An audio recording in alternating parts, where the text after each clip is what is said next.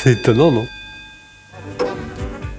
Je me rappelle ce dîner en banlieue chez ce grand amuseur français. C'était, je crois, en 1982, c'est-à-dire à une époque où il était déjà plus célèbre en France que Roland Dubillard et la bataille de Marignan.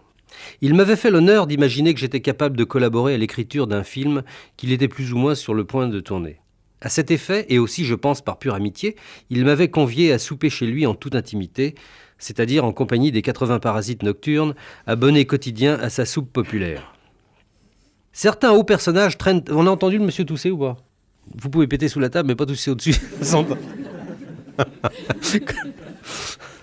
Soyons divins. Certains hauts personnages traînent ainsi dans leur sillage, par altruisme ou pour se rassurer, des conglomérats gluants d'un décrochable sensu. J'en ai vu de ces phagocytaires, j'en ai vu sautiller humblement derrière un écrivain célèbre, j'en ai vu des cultivés à diplôme s'aplatir voluptueusement pour mieux flagorner une chanteuse graséillante plus vulgaire qu'une virgule sur le mur gris des toilettes hommes de la gare du Nord. J'en ai vu s'accrocher au fauteuil d'infirme d'une vieille star lyophilisée. J'en ai vu ramper sous des pétasses cinégéniques au lolo centripète.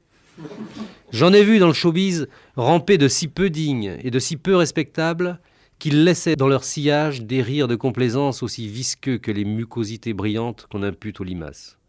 Ce soir-là, chez mon hôte, c'en était plein de la moquette au baignoire, et jusque sous l'évier où les plus serviles léchaient les serpillères pour avoir l'air utile. Bref, si cet homme avait été de la merde, ils en eussent été les mouches. Quand je suis entré dans le séjour, le maître de séance m'entourant les épaules d'un bras affectueux, ils m'ont regardé drôlement. Sous les saluts vibrants de jovialité fraternelle, où les gens de ce milieu cachent mal leurs indissolubles haines réciproques, je devinais des regards noirs d'inquiétude. Qu'est-ce que c'est? Qu'est-ce qu'il a? Qui c'est celui-là? On l'a jamais vu là. Et soudain, j'ai compris avec effarement que j'étais à Versailles, et 3 siècles plus tôt. Ça me crevait les yeux.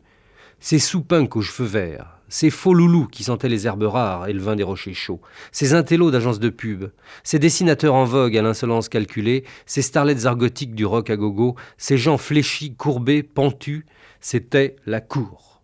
La cour de Louis, le Grand, le Soleil, celui-là même que l'État c'était lui, rebaptisé Rigolo XIV pour ce siècle un peu plus étriqué. Et eux étaient ses courtisans, guettant ses miettes et ses bons mots en forçant leur sourire pour s'attirer ses grâces. Et moi, qu'on n'avait encore jamais vu au petit souper du prince, j'étais l'intrus, la menace potentielle de leur avenir improbable, l'importune matérialité d'un favori possible. Car tous avaient à vendre des idées, des chansons, des sketchs à 2 voix, leur sœur ou un bateau à voile pour le bon plaisir du roi sur l'eau. Je me rappelle fort bien celui du bateau à voile. Il se tenait accroupi au pied du maître assis. Fébrilement empêtré dans les maquettes de ses monocoques, il se débattait sans grâce dans un manteau de fourrure pâle, comme un gros labrador mou flattant les escarpins de son chasseur repu, lequel ne l'écoutait même pas, car il dormait un peu, l'œil mi-clos, contemplant les volutes exotiques de son mégot de foin des Indes.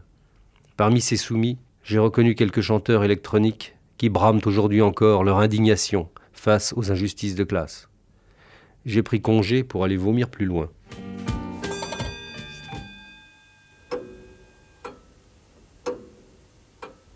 C'est étonnant, non?